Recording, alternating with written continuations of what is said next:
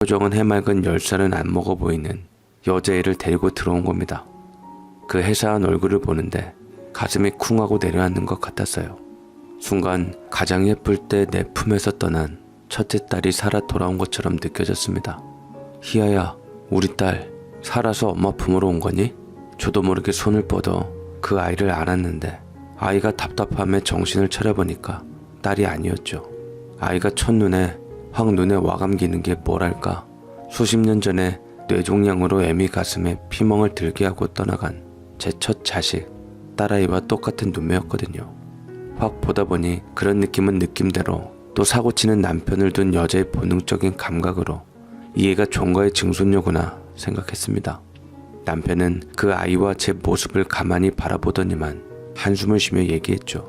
오늘 아침에 종부 어르신을 의회에 있는 요양원으로 입원시켰어. 사실 어제 저녁부터 화장실 출입을 못하신 것 같아. 췌장 쪽에 이상이 있는 것 같고, 문제는 어른이 기맥을 놓쳐서 아예 걷지도 못하시는 지경까지 이르셨더라고. 누가 돌봐줄 사람도 없고, 그래서 종가 형제들이 부랴부랴 모여서 급한 대로 돈을 각출해서 요양원을 보내드리게 되었어. 그렇게 기세 좋던 양반이 그런 거 보면 사람 삶 참 허망해. 그치?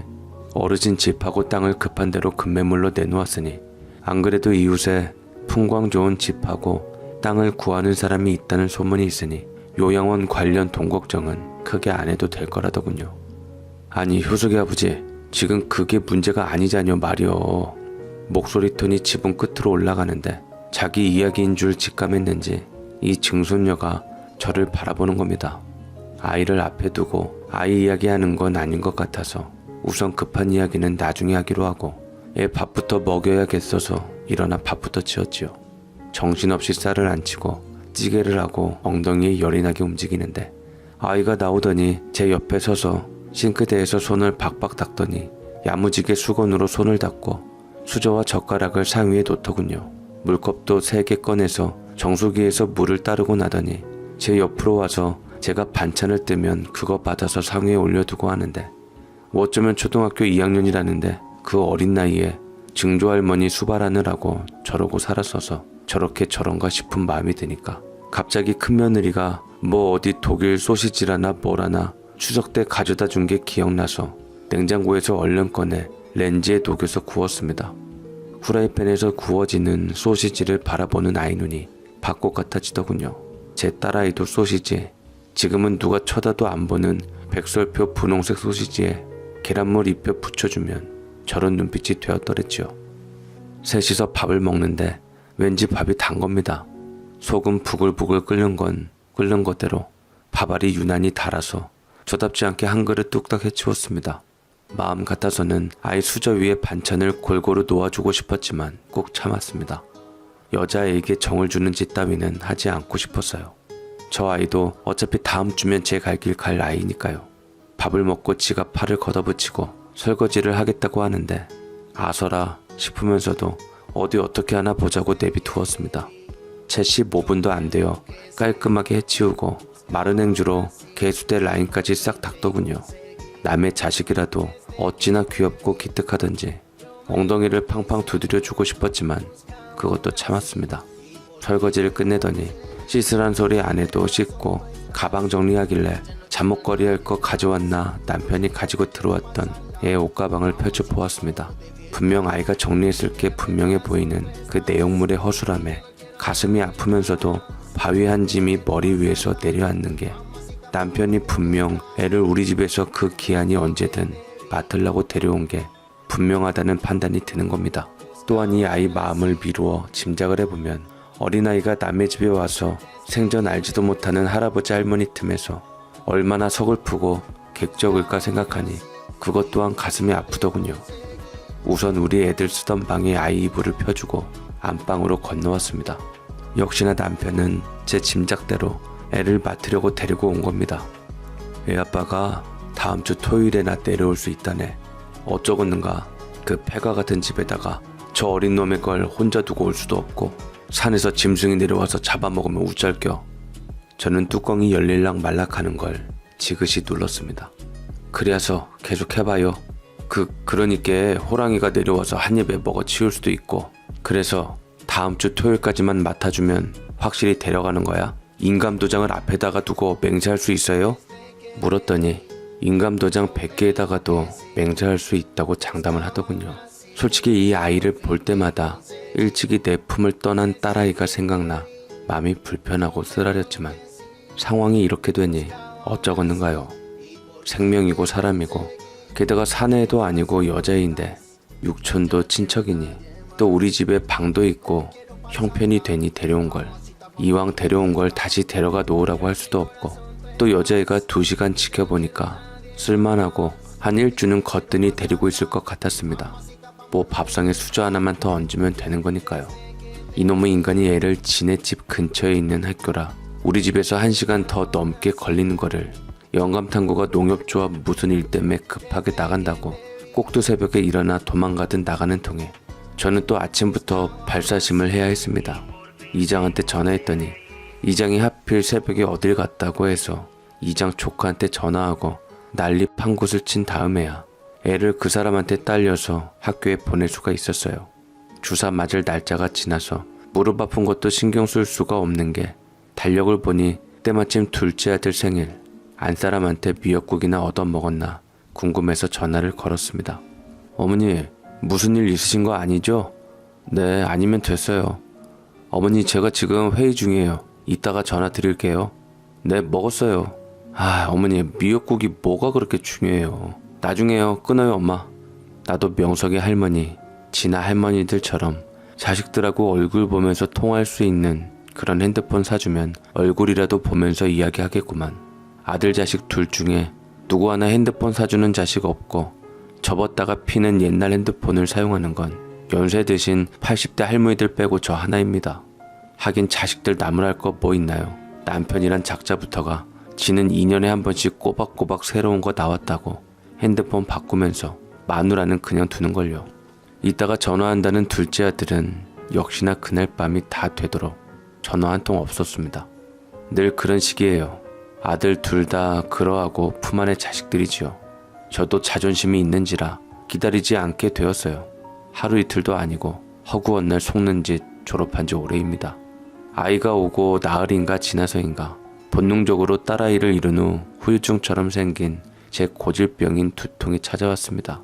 아마도 그날 하루 종일 달력을 바라봐서일 거예요. 손꼽아 날짜도 꼽아보고 그러다가 결국은 들어 누웠어요. 우리 딸아이 알타가 떠난 날은 유난히 매서운 날씨에 둘째 아들 생일 무렵이고 잊을래야 잊을 수 없는 거죠. 저는 두통이 찾아오면 아무것도 못합니다. 몇 달에 한 번씩 이놈의 두통이 찾아오면 여지없이 저는 드러눕고 밥이고 뭐고 남편은 완전 엉망이 되어서 드나들죠. 무릎 주사도 못 맞은 상태에서 두통까지 찾아오고 게다가 집에 없던 애를 데리고 있자니 나름 그것도 신경이 쓰였는지 몸살 기운도 있어서 호되게 앓았습니다. 사실 젊은 날 아이들하고 살면서 한참 살림 이룩할 때도 사내놈들이란 잔정도 없고 곰살 맞은 것도 없고 엄마가 곧볼이라도 걸려서 들어 누웠다고 엄마 아프세요? 누구 하나 물어보지도 않았습니다. 사내 자식들이란 게 그렇지요.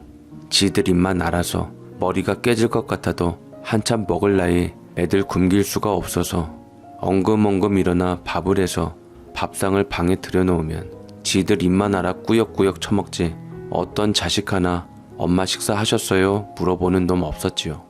남편 복 없는 내 팔자 자식 복이라고 있을까 보냐만요.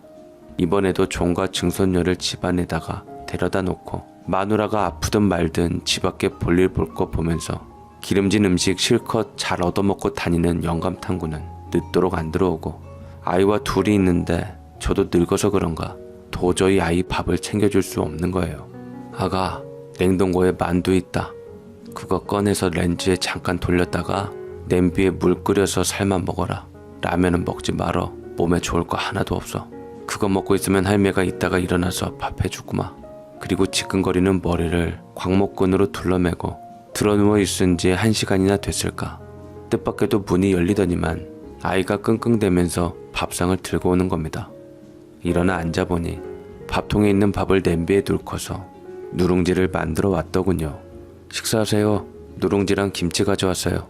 우리 증조할머니가 이렇게 드시면 든든하시다며 씻은 듯이 나으셨어요. 이 어린 것이 집에서 지네 증조할머니께 이렇게 했던 습관이 있으니 이렇게 해올 줄 아는 겁니다. 눈물이 울컥 올라오는 걸 지그시 누르고 간장을 찍어 누른밥에 넣고 저어서 먹었습니다. 저 이 집구석에 시집와서 아파트로 누워있을 때 누가 밥 끓여다 준 거 처음이었어요. 제가 밥을 겨우 다 먹고 드러눕자 어디서 찾아왔는지 두통약 2알하고 물컵을 입에다 대주는 겁니다. 그렇게 약도 챙겨받고 또 들어 누웠습니다.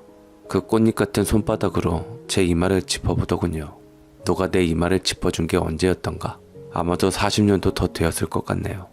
우리 딸아이가 제가 감기로 알아 누웠을 때 그 조망만한 손으로 걱정하는 눈빛으로 제 이마를 짚어주었더랬지요. 이 종갓집 증손녀가 옆에 쪼그리고 앉아 수십 년 전 떠난 제 딸처럼 제 이마를 짚어주는데 갑자기 통곡이 솟더군요. 참을 수 없는 울음이 뱃속 깊숙이에서 솟아 올라와서 눈에서 나오는 거지요. 아이 앞에서 오랜만에 목 놓아 울었습니다. 할머니 그렇게 아파요? 울지 마세요. 제가 있잖아요. 올 할머니 착하다 뚝뚝. 아이는 그 조망만한 손으로 제 눈에서 흐르는 눈물을 연신 닦아주는 겁니다. 그것이 얼마나 기특하고 소중하던지. 저도 모르게 그날은 그렇게 아이를 안아주고 둘이 잠들었는데 깨고 나선 아이가 저녁을 안 먹고 잤나 싶어서 가슴이 후딱 훑어내리는 겁니다. 좀 살만해서 주방에 가보니 만두 끓여 먹은 냄비만 덩그러니 마음이 찢어지더군요. 저 어린 뱃속이 시방 얼마나 고플까 생각하니까요. 남편은 언제 들어왔는지 방 안에서 쿨쿨 자고 있고 언제적 두통이었는지 머리 아픈 게 말끔히 가신 저는 부랴부랴 쌀을 씻어서 예전에 제 딸이 그렇게도 좋아했던 목살하고 햄을 넣은 김치찌개를 끓였습니다. 아이와 남편하고 셋이서 밥을 먹었어요. 신기하게도 이 아이도 어찌나 김치찌개를 좋아하고 잘 먹는지 바라보는 내내 너무 행복했습니다. 그러나 차마 표현할 수는 없었고 저는 다시 마음속까지 시무룩해졌습니다. 내 딸처럼 곧 떠날 아이니까요. 그날은 일요일이라 남편은 요양원에 들여다 봐야겠다고 아이를 데리고 나가고 저는 아이가 벗어놓고 간 옷을 빨았습니다. 여자의 옷을 빨아본 게 언제인지 내가 여자의 옷을 빨아본 적이 있었기나 한 건지 그런 마음.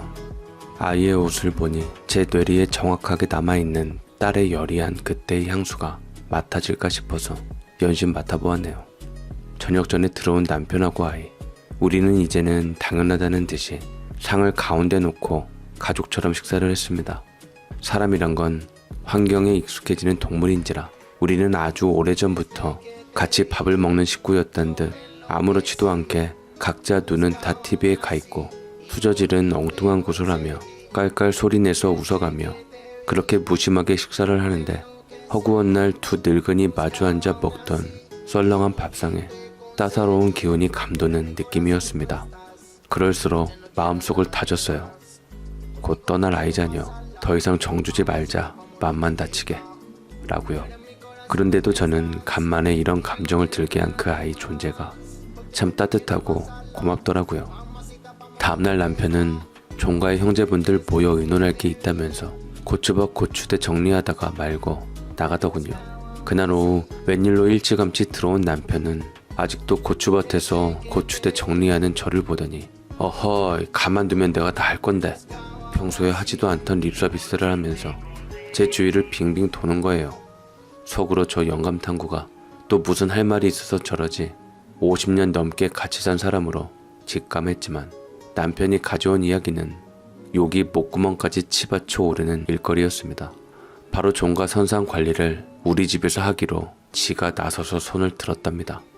우리 마당 장독대에서 된장을 푸다가 고개만 들어도 우리 동산이 보이는데 거기에는 우리 시부모님묘, 우리 시할머니 할아버지묘, 그리고 증조 할아버지 할머님의 묘까지 모두 한눈에 보여요. 남편은 시간만 나면 하루 세끼 찾아 먹듯 올라가서 풀을 뽑고 내려오지만 그것도 변덕나면 하는 일, 종일 집에 있는 제가 다 관리를 합니다. 그러니까 장독대에서 올려다보면 보이는 묘소를 두고 코앞에서 보이는 풀을 보고도 안 뽑을 수는 없는 거예요. 가문선산에 잘 묻혀있던 어른들을 굳이 집 동산에 이장해온 인간입니다. 아침, 점심, 저녁으로 들여다보고 인사를 드려야겠다고요. 큰아주버님은 서울에 사시니 이 문제에서는 너희들 마음대로 해라 였거든요. 결국 365일 수시로 올라가 풀을 손가락으로 뽑아내야 하는 건 수십 년 제 일이었습니다. 나이 젊을 때는 젊은 힘으로나 하지요. 무릎도 시원찮은 사람, 거기 오르락 내리락 하다 보면 인생이 다 허무해질 지경입니다. 안 그래도 다시 선산으로 이장하자고 하고 싶은 걸 재작년부터 꾹 참고 있는데 이 인간이 엎친 데다가 덧칠을 하더라고. 누굴 하늘나라 보내기로 작정을 했나. 종가 선산은 바로 우리 집에서 10분 거리거든요. 저보고 하라는 이야기이지 뭐겠습니까? 이 인간아, 나부터 가져다가 묻고 선산 관리를 하든지 해 라고 소리 질러 놓고 오랫동안 쌓인 거를 모두 해댔습니다. 사실 제 딸아이 기일이 모레거든요. 지 자식 죽은 날짜는 코앞으로 다가와도 관심, 아니 기억도 못하는 인간이, 물론 남은 아니지만 먼 친척 선산까지 관리하겠다고 누가 시키지도 않았는데 지가 손들어 일을 맡아오는 게 그게 인간이냐고요. 무릎 아픈 마누라, 평생 써먹을 대로 알뜰하게 써먹은 늙은 마누라 주사 한 방 맞으러 같이 가주는 게 그렇게 꾀가 나서 며칠이 지나도록 안 가고 있는 인간이 평지 걷는 것도 힘든 마누라를 꼭 그렇게 남의 선산 풀 뽑아야 하는 일을 시켜야 속이 풀리는 인간이 인간이냐고요. 말을 하다 보니 목소리가 커지고 목소리가 커지니 격양이 되더니 결국 울음이 터졌습니다. 제 서름을 누가 알까 보냐 싶어서였겠죠. 한참 그렇게 울다가 남편과 집으로 갔는데 아이가 안 보이더군요. 뭐 어디 잠깐 동네 골목에 나가겠거니 하고 신경을 안 썼는데 겨울이고 시골이라 5시 30분만 되어도 칠흑같이 깜깜해지는데 이 아이가 어딜 가서 안 들어오는 겁니다. 7시가 되어도 안 들어오고 8시가 되어도 안 들어오고 이장한테 마을 방송을 부탁했습니다. 아이가 없어졌다고요. 이거 남의 집 자식 괜히 맡아가지고 애 신변에 무슨 일이 생기면 우리는 정말 천벌받을 죄를 짓는 겁니다. 우리 천벌받는 거야 받으면 되지만 꽃잎 같은 아이에게 무슨 일이 생긴다면 상상만 해도 소름 돋는 생각이었어요. 눈에 보이는 게 없더군요. 남편은 남편대로 플래시를 서너 개 들고 마을 길을 쑤시고 다니고 마을에 원체 젊은 사람이 없는 고로 늙은이들만 주섬주섬 나와 심란한 표정으로 내다보고 들어가고 1시간 전에 연락받은 경찰은 경찰차를 타고 스피커 방송하면서 저기 꼭대기 마을회관부터 훑더군요. 여기 끝내면 바로 읍단위 범위를 넓히고 지역 단위로 넓힐 각오라고 이야기하는 겁니다. 경찰이 단호한 표정으로 말하는데 곧 무슨 일이 터졌을 것 같은 두려움에 저는 그냥 주저앉았습니다. 무릎이 아픈 거는 생각도 나지 않아서 다시 엉금엉금 기다시피 마을 입구 쪽으로 움직였어요. 그냥 발길이 옮겨지더군요. 누가 시킨 것도 아닌데 미친 사람같이 엉금엉금 기다시피 걷는 제 눈에 잡히는 것이 있었으니 바로 코앞까지 다가온 제초기였습니다. 그 어린 게 무슨 힘이 있어서 제초기를 끌고 오고 있는 거예요. 눈물이 왈칵 쏟아지는 걸 두르고 무릎이 아파 엉금 기다시피 걷던 것도 언제 그랬냐는 듯 저는 다짜고짜 아이에게 뛰다시피 날아가서 아이 등짝을 후려쳤습니다. 너 시방 어디 갔다 오는 거요? 아야야, 산소요. 산소 다녀왔어요. 전 어렸을 때부터 할머니 따라서 선산에서 풀뽑기를 해서 잘하고 제초기도 사용할 줄 알아요. 할아버지 할머니 무덤을 오늘 끝내고 왔으니까 내일은 증조할아버지 무덤을 할 거고 그 위에 있는 더 높은 할머니 할아버지 벌초를 할 거라고요. 그 어린 것이 이 아이가 아까 오후에 집 앞 고추밭에서 우리 부부가 싸우는 걸 듣고 지가 작게나마 힘을 덜어주려고 거기를 갔다 온 거겠지요. 이유야 어찌 되었건 저는 아이가 무사히 돌아온 것만으로도 너무 반갑고 감사해서 더 이상 다른 걸 따져 묻고도 싶지 않았습니다. 다만 어쩌면 어린 게 이토록 생각이 깊고 용특하고 예쁜지만 하는지 그거는 다시 한번 속으로 되짚어보고 또 되짚어보고 싶은 사건이었어요.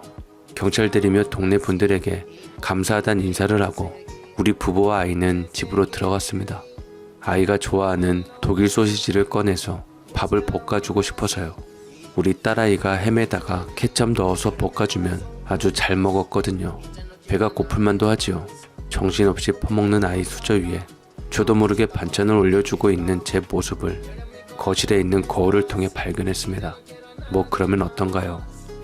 이 마을은 가끔 저녁 10시에도 택배기사들이 차를 몰고 마을길을 다니는데 우리 집에는 택배를 시킨 적도 없건만 아이를 재우고 신발 좀 정리하려고 마당으로 나오니 택배기사가 부르더군요.